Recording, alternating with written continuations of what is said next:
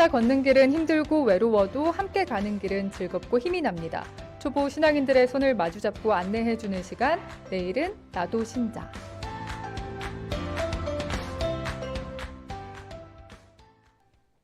네, 이 시간에는 새신자로 거듭나기 위해서 준비 중인 예비신자들을 직접 만나서 신앙생활의 이야기들 들어보고요. 또 예비신자들의 궁금증도 눈높이에 맞게 알기 쉽게 풀어드립니다. 예비신자들의 길잡이가 되어주실 두암동 분당의 김계홍 요한 크리소스토모 신부님 함께 하십니다. 어서 오세요, 신부님. 안녕하세요. 네, 신부님과 함께하는 이 시간 페이스북과 유튜브 또 CFBC방 앱을 통해서도 함께할 수 있으니까요. 많은 분들 지금 들어와 주시면 좋겠습니다. 신부님 요즘 들어서 굉장히 자주 뵙는 기분이 드는데 잘 지내셨어요? 모든 일들이 일상으로부터 멀어지다 네. 보니까 우리들의 만남이 거의 규칙적이다 싶은데 느낌이 아마 그런가 보죠. 그런가 예, 봐요. 예. 네.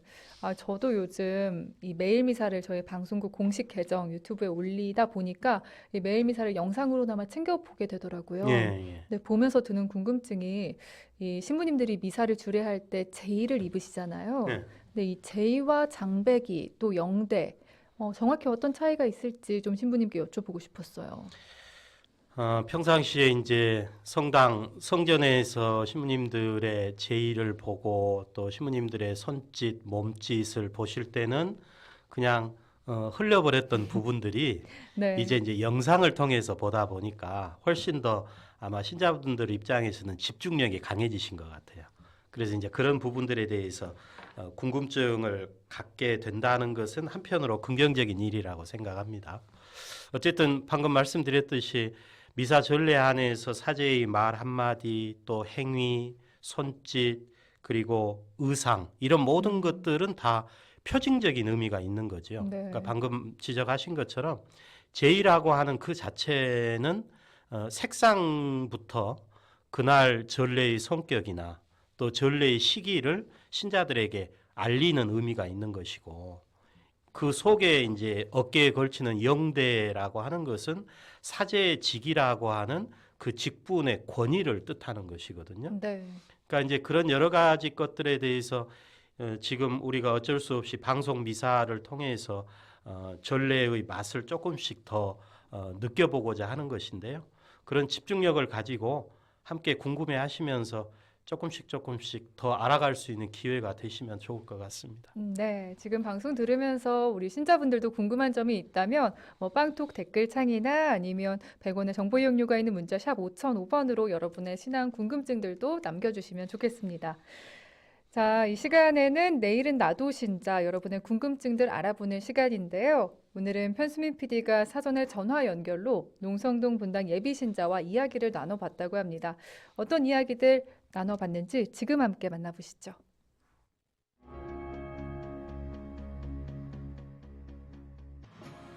처음에 들어갔을 때 느꼈던 점이 따뜻함이었어요. 제가 처음 왔음에도 불구하고 많은 분들께서 눈인사도 해주시고 반갑게 맞아주시고 그리고 무엇보다 처음에 제가 작년 11월 달부터 다니게 됐는데 그때 계셨던 신부님 또 최근에 이제 바뀌신 신부님 모두가 아이들을 많이 이렇게 품어주시고 아껴주시는 모습이 굉장히 인상적이었습니다. 저희 농성동 본당하면 따뜻함이라고 제가 말씀드리고 싶습니다.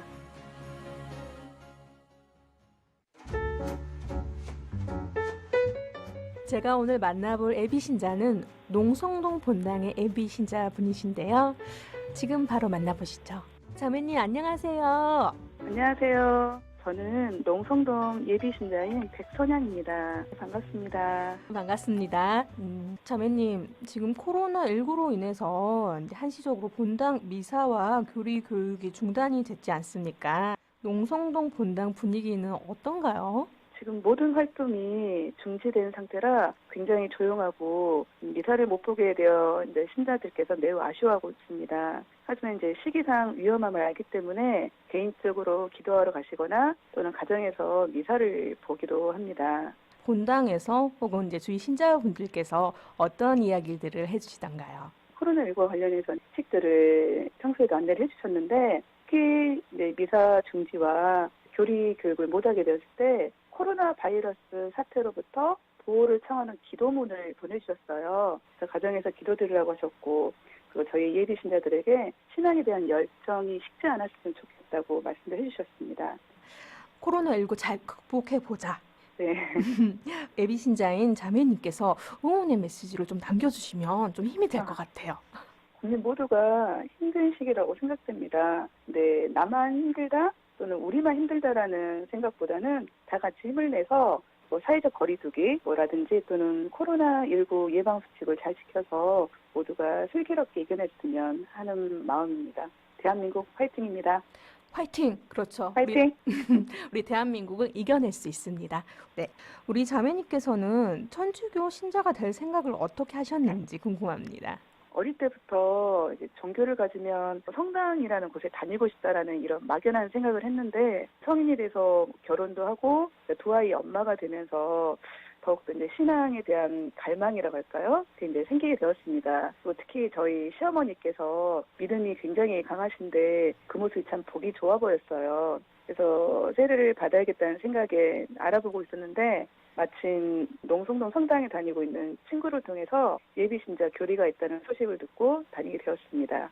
예, 아이들 아빠는 이제 세례를 받으신 분이고요. 그리고 아이들은 큰애는 9살이고요. 첫째는 7살 유치원에 다니고 있어요. 유아세례를 받았는데 제가 세례를 받지 않았기 때문에 제가 먼저 세례를 받고 아이들도 첫 영생체를 받게 하고 싶어서 모든 가족이 같이 미사를 같이 보고 있습니다. 네, 다시 한번 입교를 너무나 환영하고요. 네, 감사합니다. 예비 신자라고 하면 이제 입교식을 거치게 됩니다. 당일에 어떤 기억들이 있으십니까? 굉장히 떨리고 긴장되었었는데요. 제가 입교식 후에도 꾸준히 교리 공부를 해서 세례를 잘 받을 수 있을까, 또는 뭐 예비 신자로서 어떤 진실한 믿음으로 신앙생활을 잘 할 수 있을까라는 생각이 들어서 긴장을 했던 것 같습니다. 떨리고 또 긴장되는 게 입교식이지 않나 싶은데요. 하지만 입교식을 잘 치르시고요. 또 교리 교육도 잘 받아오셨습니다. 하지만 이제 예비 신자 교리 교육 조금 힘들게도 느껴지셨을 법한데 어떤가요? 네, 빠지지 않고 다녀야 한다는 그런 부담감이 좀 있었습니다.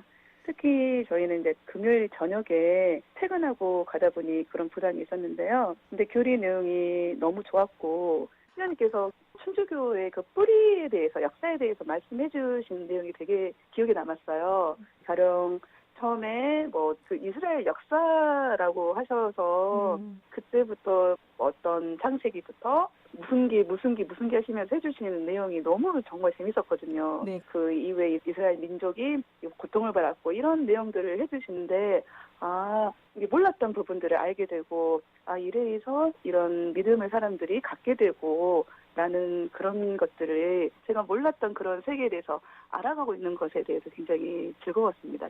평소에 알지 못했던 성경 내용을 자세히 알려주셔서 굉장히 재미있고 다니고 있습니다. 그런데 교리 교육이 중단돼서 많이 아쉬우시겠어요. 네, 실은 그래요. 저에게 몰랐던 분야에 대해서 새롭게 알게 되는 일종의 힐링할 수 있었던 기회이기도 했거든요. 근데 이게 중단이 돼서 좀 많이 아쉽기도 합니다. 잠시 중단이 됐지만 코로나19를 잘 극복해서 또 재개가 될 거니까 그때까지 잘 기다려주시면 좋을 것 같고요. 네. 예비 신자 교리 교육 몇 명이서 교육을 받고 계세요? 제가 하는 금요일 시간에는 한 6분에서 7분 정도 교육을 받고 계시고요. 그리고 주일에 하시는 시간에도 있는데 그 시간에는 8분에서 한 10분 정도 교육을 받고 계신다고 제가 알고 있습니다. 지금 잠시 만나 뵙지 못하는 다른 그 예비 신자분들에게 방송을 통해서나마 좀 전하고 싶은 말씀은 없으세요? 짧은 시간이지만 공부하면서 되게 많이 이제 친교도 나눴고 많이 믿음도 좀 나누는 기회였는데 많이 아쉽게 되었어요. 언제 이제 다시 공부를 하게 될지 모르는데 가정에서 각자 자기 위치에서라도 이런 기도를 꾸준히 하고 코로나19로 어려움을 많이 겪고 있는데 이 어려움을 잘 극복해서 다시 본당에서 반가운 얼굴을 만나서 교리 교육을 잘 받았으면 좋겠습니다. 모두 다 같은 한 마음이지 않을까 싶은데요. 우리 자매님 궁금한 게 굉장히 많으실 것 같은데 혹시 네. 평소에 어떤 궁금증 품고 계셨을까요? 사순절이 무엇인지 대략 알았는데 제가 정확히 아직 모르겠어요. 그리고 신자로서 사순시계를 어떻게 보내야 되는지 궁금하고요. 그리고 그 주님 탄생 예고 대축일 이날이 3월 25일이라고 하는데 어떤 날인지 그것도 궁금합니다. 이런 것들이 좀 많이 궁금했습니다. 김계홍 신부님, 제 궁금증을 풀어주세요. 농선동 본다. 화이팅!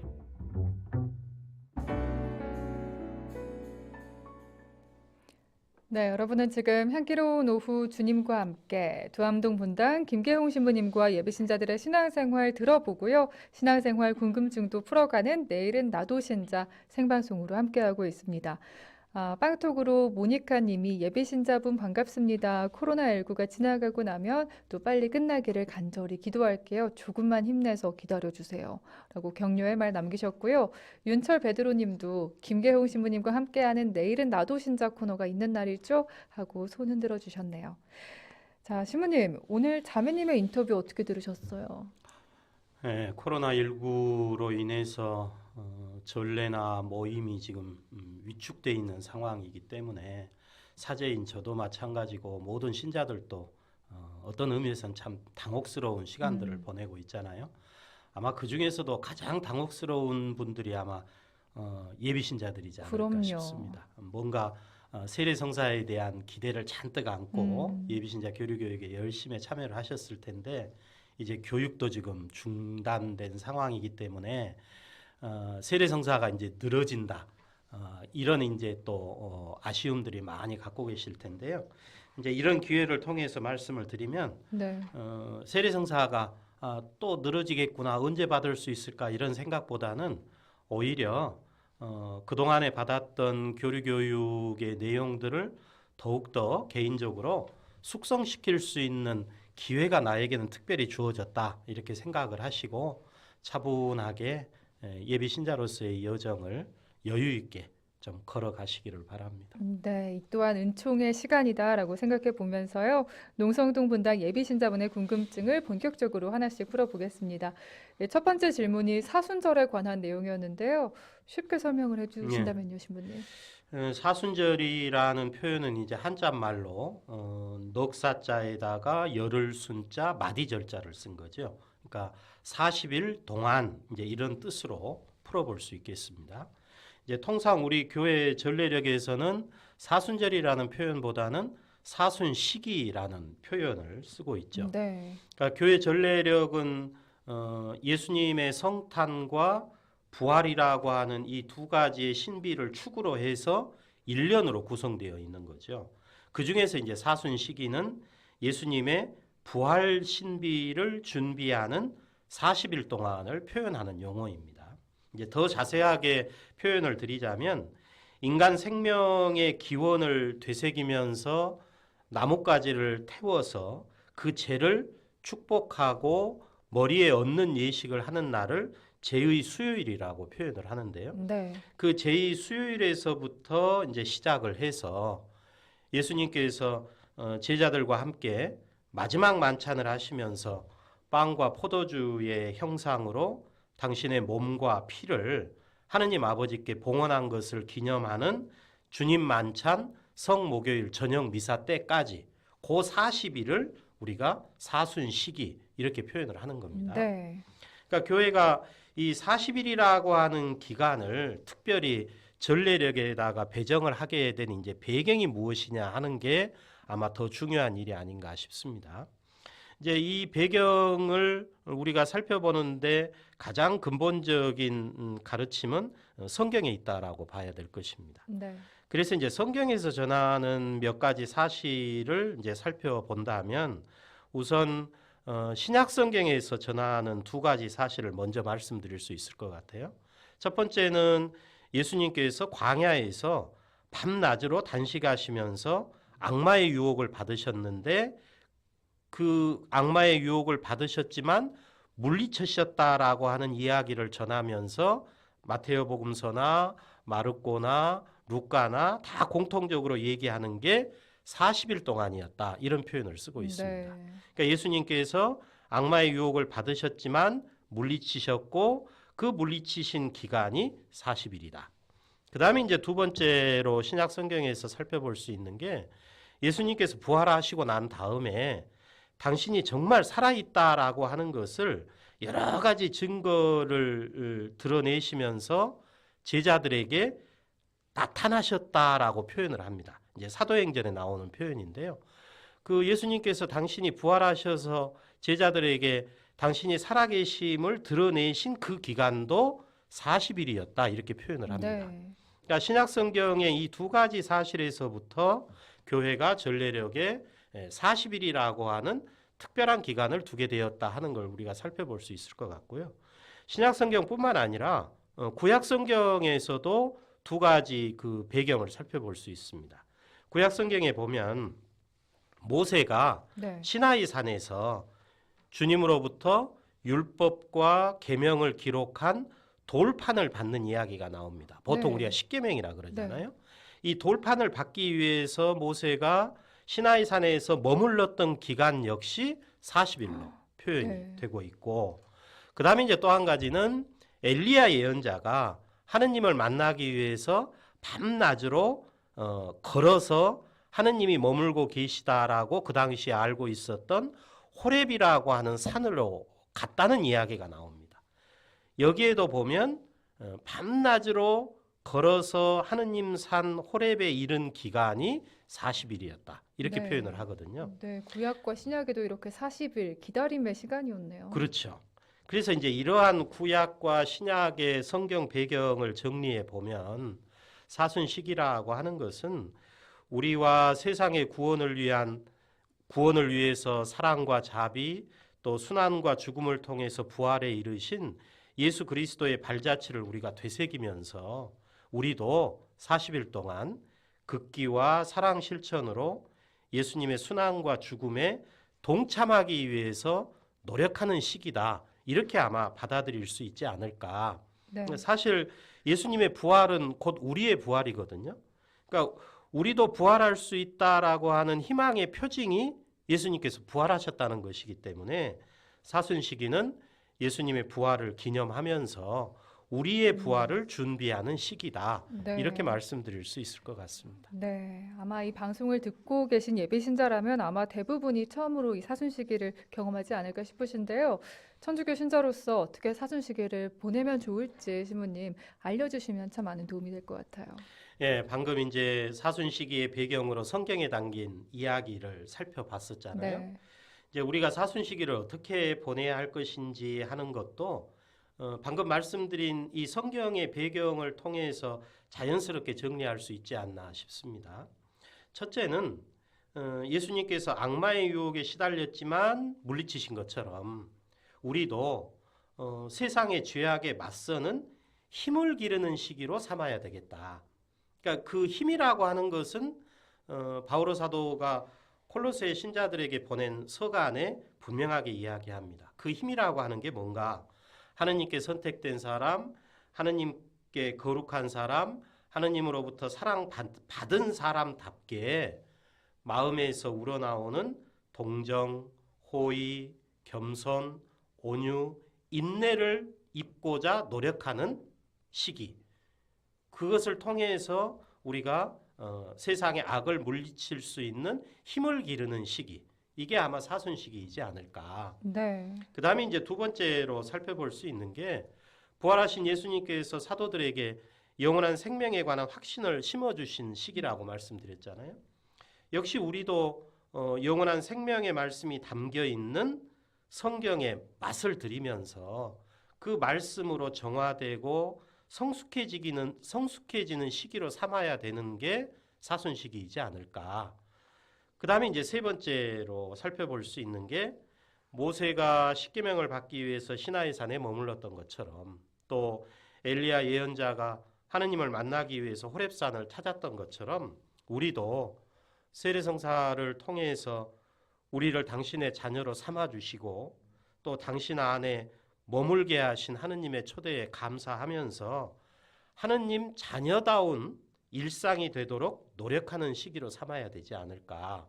이제 이 말씀을 좀 더 성경의 말씀으로 인용을 해서 말씀을 드리면 네, 요한복음의 말씀을 인용할 수 있을 것 같아요. 내가 너희에게 새 계명을 준다. 서로 사랑하여라. 내가 너희를 사랑한 것처럼 너희도 서로 사랑하여라. 너희가 서로 사랑하면 모든 사람이 그것을 보고 너희가 내 제자라는 것을 알게 될 것이다. 이제 이런 노력을 기울이는 시기가 사순 시기이지 않을까. 네. 이 사순시기의 의미 또 우리가 어떻게 지내야 하는지 자세히 알려주셨습니다. 또 지난 수요일이었죠. 이 주님 탄생 예고 대축일을 보내기도 했는데요. 네, 이미 지나긴 했지만 또 우리 예비신자 자매님도 궁금증을 주셨고 또 우리 이 시간을 통해서 어떤 의미를 가진 날인지 다시 한번 짚어보면 좋겠습니다, 신부님. 예, 안타깝지만 요즘 어쨌든 본당 전례를 자제하는 시기라 이 중요한 주님 탄생 예고 대축일을 우리가 함께 전례를 통해서 지낼 수 없는 안타까운 시기입니다. 주님 탄생 예고 대축일은 말 그대로 한자말 그대로 미리 예자에다가 알릴 고자를 쓴 것입니다. 그러니까 우리가 주님으로 고백하는 예수님의 탄생이 미리 알려진 날을 기념하는 축일인 거죠. 네. 신약성경 루카복음서가 전한 내용에 따른 것인데요. 하느님께서 가브리엘 천사를 마리아라고 하는 처녀에게 보내셔서 성령의 힘으로 아이를 잉태에 낳으리라는 예고를 하시면서 예수라고 하는 아이의 이름까지 알려주셨다는 것입니다. 교회는 이제 이 예고 사건을 하느님께서 스스로 사람이 되셔서 세상 구원을 위한 새로운 역사를 시작하는 날로 기념을 하는 거죠. 이제 이 새로운 구원 역사의 예고는 예수 성탄 대축일 때 현실로 드러나게 되는 네. 거죠. 그래서 이제 교회는 아기 예수가 어머니 마리아의 모태에서 통상 9달을 머물렀다라고 믿기 때문에 주님 탄생 예고 대축일은 우리가 예수 성탄을 기념하는 12월 25일을 기준으로 해서 9달을 소급시키는 거죠. 그래서 3월 25일에 기념을 하게 되는 아, 것입니다. 그렇군요. 신부님 또 왜 예전에는요, 주님 탄생 예고 대축일을 성모 영보 대축일 이렇게 불렀었잖아요. 네. 그 이유는 뭔가요? 예, 방금 지적하신 것처럼 예전에는 성모 영보 대축일이라고 불렀고 아마 지금도 많은 신자분들에게는 이 표현이 더 익숙하리라고 네. 생각합니다. 한자말로 받을 영자에다가 알릴 보자를 써서 성모 마리아께서 천사를 통해서 새로운 구원 역사가 시작된다는 소식을 맨 먼저 받으셨음을 기념하는 날로 표현했던 것이죠. 하느님께서 새로운 구원 역사를 시작하시면서 마리아를 특별히 선택하셨고 마리아는 그 하느님의 신비로운 선택에 놀라운 믿음으로 응답해서 받아들임으로써 하느님 구원 역사의 협력자가 되었다는 사실을 강조한 표현입니다. 그러니까 인간 세상에서 통용되던 방식으로는 도저히 불가능한 게 처녀 잉태와 출산이죠. 그런데 그 처녀 잉태와 출산이라고 하는 방식으로 예수님의 잉태와 탄생을 예고하신 하느님의 계획을 마리아 역시 놀라운 믿음으로 어느 누구도 흉내낼 수 없는 놀라운 믿음으로 받아들였고 순명하신 것을 돋보이게 하는 표현이 성모 영보 대축일인 거죠. 네. 그러니까 우리가 같은 사건이라 할지라도 어떤 시각에서 바라보고 무엇을 돋보이게 하느냐에 따라서 표현이 달라질 수 있는 거잖아요. 네. 그러니까 하느님의 새로운 구원 역사라는 시각에서 하느님의 신비로운 구원 계획을 돋보이게 하는 표현을 한다면 주님 탄생 예고 대축이라는 표현이 더 적절할 겁니다. 그런데 하느님의 신비로운 구원 계획을 놀라운 믿음으로 받아들인 마리아, 신앙인 마리아의 역할을 돋보이게 하는 표현을 한다면 성모 영보 대축일이라는 표현이 더 적절하겠죠. 정말 그러네요. 그렇습니다. 현재는 교회 전례력에서는 주님의 새롭고 또 신비로운 구원 역사를 돋보이게 하는 주님 탄생 예고 대축일이라는 표현을 공식적으로 사용하고 있습니다. 네, 그렇군요. 되도록이면 이 공식적인 표현 주님 탄생 예고 대축일을 써보면 좋겠습니다. 오늘 농성동 분당의 예비신자를 만나봤고요. 이 생방송으로 함께했습니다. 2806님도 예비신자분들의 모습을 볼 때면 항상 새로워집니다 하셨는데요. 그러게요. 사순시기 보내면서 항상 새로움에 대한 묵상들 해보고 회개로 새로 태어나 보면 좋겠습니다. 그리고 마리아 도미니카님은 빵톡으로 오셨네요. 신부님의 말씀 또 사순시기의 의미 감사합니다. 정화되는 사순시기 되도록 하겠습니다. 하셨어요. 네, 오늘도 알기 쉽게 자세히 신앙생활의 궁금증 풀어주신 김계홍 신부님 감사드리면서요. 저희는 여기서 인사 나누도록 하겠습니다. 신부님 감사합니다. 감사합니다.